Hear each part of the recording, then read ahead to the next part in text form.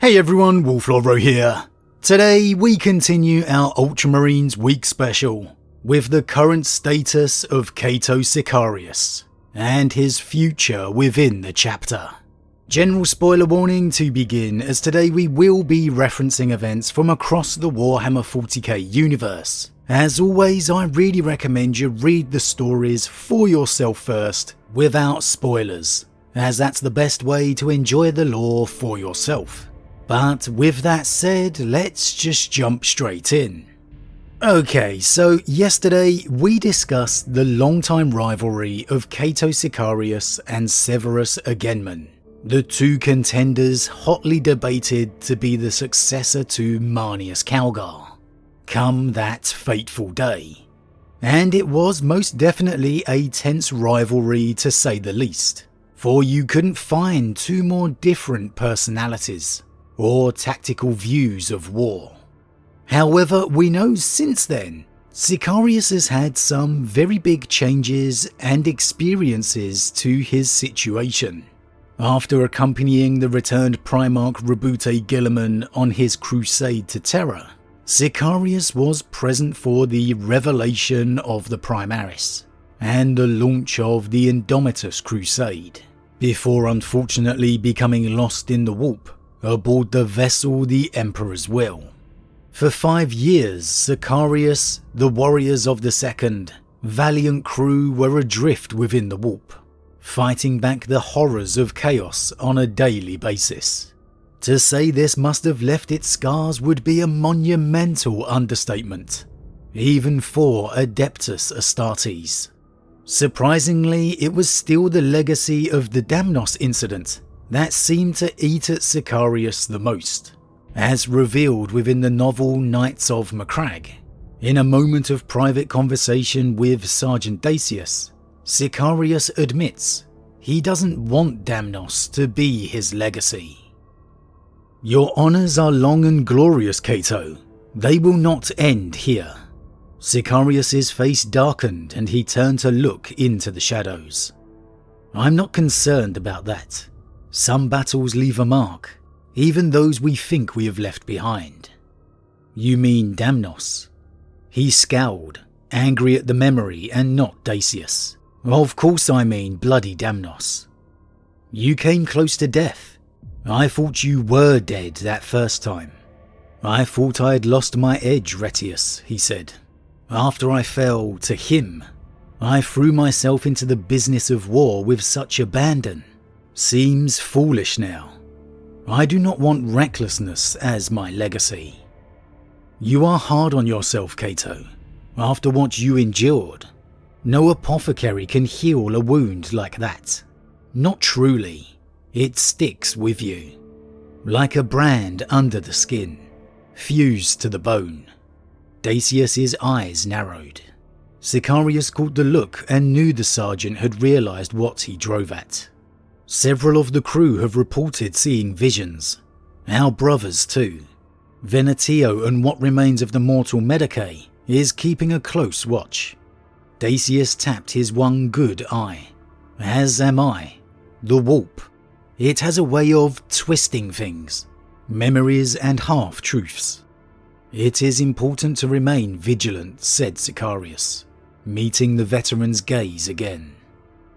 It's understandable Sicarius's doubts were magnified by the influence of the warp here. As we've seen throughout the lore, the influence of the warp, of chaos, always attempts to exploit any weakness already there. So it's a certainty that Sicarius is harbouring true scars from that conflict still. Ones clearly exaggerated by the time within the warp. Ones perhaps that his arrogance used to hide, even to himself. As can be seen upon his return, within the first Dark Imperium novel, we get our first glimpse of Sicarius post-time spent in the warp. And there, we got Guilliman's own perception of the returned captain. Sicarius approached the arming cage. When Guilliman had first met him, he'd had the swagger of a master swordsman. He was captain of the Second Company, master of the Watch, Grand Duke of Talasar, Knight Champion of Macragge, and High Suzerain of Ultramar. Proud titles, but his arrogance had since been blunted somewhat by a period lost in the warp. As always, he rested his hand on the pommel of his sheathed broadsword. Guilliman only recalled seeing Sicarius's right hand off the blade a couple of times. Despite his recent change in character, the captain remained headstrong, and in that he reminded Guilliman a little of Feel. So nothing much, brief at best, but reaffirming of that change within him. Guilliman can see the arrogance blunted, some of that swagger perhaps stolen away, but a headstrong personality remaining still. So a sign of change, but not too much here. And perhaps the best understanding of the new Sicarius came next, in Dark Imperium Plague War. There we were given a moment with Sicarius alone upon an observation deck as Guilliman's flagship transgressed through the warp. The shutters were down due to the warp transit, and Sicarius was there for solitude. But it's clear this is a man haunted, for lack of a better word. He is plagued by the memory of the screams of his lost men. Mortal humans he could expect, but Astartes, his comrades, this is something he clearly can't quite get over. That plagues and pains him still, that he was unable to save them, unable to get them out of the warp. And as he's disturbed here by a visitor, he looks up with red-rimmed eyes, which if he wasn't an Astartes, I'd take for a certainty him being close to tears. And even then, it's definitely the way I interpret it.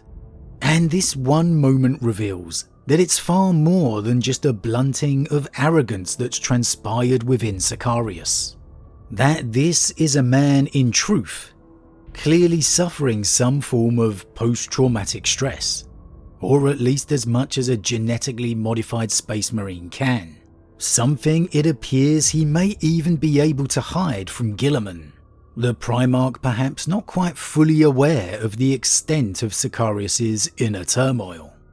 Now, the man who disturbs him is militant apostolic Matthew, who, through their conversation, reveals he comes here to be close to the Emperor, knowing the Astronomicon is out there amid the warp, that the Emperor is doing battle with the powers of chaos. And this leads to a very telling statement by Sicarius, a route perhaps to his own personal redemption. I am alone in what I saw. You ask why I come here. Very well, I will tell you. I come to show I am not afraid, and that I will have my vengeance on the things that killed my men. And if it takes me 10,000 years, it will be so. So is this the route for Sicarius to take as we move forward? A personal quest for redemption. It certainly seems that way. Personally, I think it would be a great avenue to take. A means for Sicarius to have a measure of personal growth, yet also find his way back to the Marine, the man he was. Of course, he'll most likely never quite return to the personality he was before, as he's had to come through 2 testing trials now.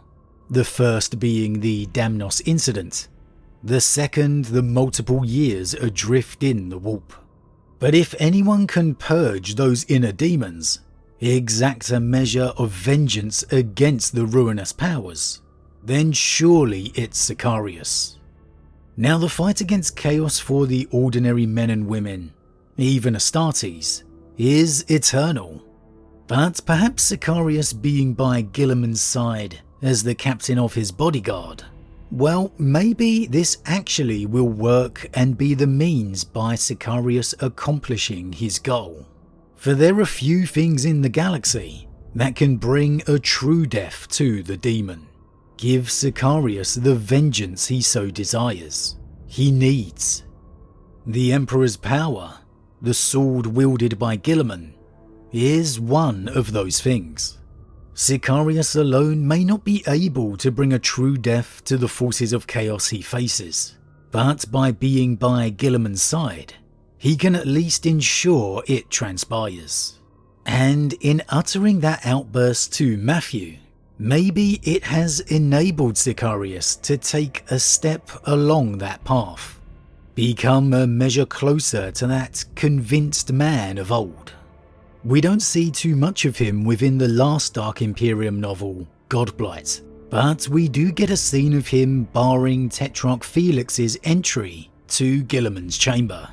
And this most certainly felt the closest to the old Sicarius, so to speak, that we have seen since his return. Despite still being firstborn, Sicarius shows no doubt about standing before the Primaris Felix at all. And you definitely get that feeling of Sicarius thinking he could take him. That swagger of the swordsman Guilliman stated he used to possess, seemingly on the return. It very much of course remains to be seen, but if I had to guess, I think we could be seeing the early stages of Sicarius's re-emergence. That this outburst of repressed emotion to Matthew helped awaken that lost part of himself, or gave him that conviction, that desire of old to focus on. And with Guilliman's crusade into Imperium Nihilus now beginning, the true stronghold of chaos, it could be the very thing Sicarius needs to truly exorcise the remains, to truly exorcise the demons within, the scars that remain. I think it's going to be a tough personal journey for him, no doubt tortured by those who have fallen, but in a strange way, it could all actually be the perfect timing, to borrow a Salamander's theme, that forging of fire. Sicarius needs to go through this Nihilus crusade to forge the new Sicarius he is growing to be. One who has been forged by the fires he has gone through. And I have a funny feeling that maybe it'll be the end of that'll see him cross the Rubicon. A new start for a new future. Of course there is the possibility he'll cross the rift already primarised up, a new improved weapon to take the fight to the enemy. But either way, I think we'll definitely see more of Sicarius's personal journey within Nihilus, with plenty of struggles as he goes. However, from that fire, Sicarius will find his vengeance. Will he ever return as a true company captain after that? Back to the second? Well, I'll admit I'd like him to, but that's mainly because we haven't seen much of him since his return and appointment as captain of the Victrix Guard. If we're ever going to look at it as impartially as possible, the Victrix Guard, now that Guilliman has returned, is most probably about as prominent a position as you're going to get within the chapter, short of obviously the chapter master. So really it's probably a position that Sicarius truly values, especially being by the Primarch's side. So maybe he's not seeking a return to the second at all. Until we get some more insight into his thinking, we don't quite know yet. However, for me, one thing's for certain: Sicarius's intent, his desire, his quest has been revealed. Those breadcrumbs have been laid. Vengeance against chaos. And for me, there would never be a better time for that to be realised than with this crossing of the rift into the portion of the galaxy chaos is strongest. Sicarius is controversial, loved by some, hated by others. And for me, I really like the character, and I certainly think we're going to see this inner quest of his expanded on, fulfilled, as we move forward. Because it's really only once Sicarius has gone through this trial, refound that inner confidence, that swagger, that he can ever truly find his place once more as the future of his chapter. And love him or hate him, that's where Sicarius needs to be. But as always everyone, what do you think? What do you think of Sicarius' mental struggles? Of his time within the warp? Do you feel it's something he'll be able to purge? Or do you think it's something that will remain with him still? That he may never be able to return to the true Sicarius of old? Will he be able to grow with this experience, forging him into a better captain? Or could it ultimately be his downfall, as it has for so many at the hands of chaos before? And do you think he'll remain captain of the Victrix Guard? Or will we ever see him return to the second? Or indeed another company? As always, leave your thoughts in the comments below. Huge thank you to all my subscribers, your support truly means a lot to me, it really does. If you're new, please consider subscribing to help the channel grow. And if you enjoyed this particular vid, then why not drop a like on it too. But with that said, I am off, and I'll see you all again real soon.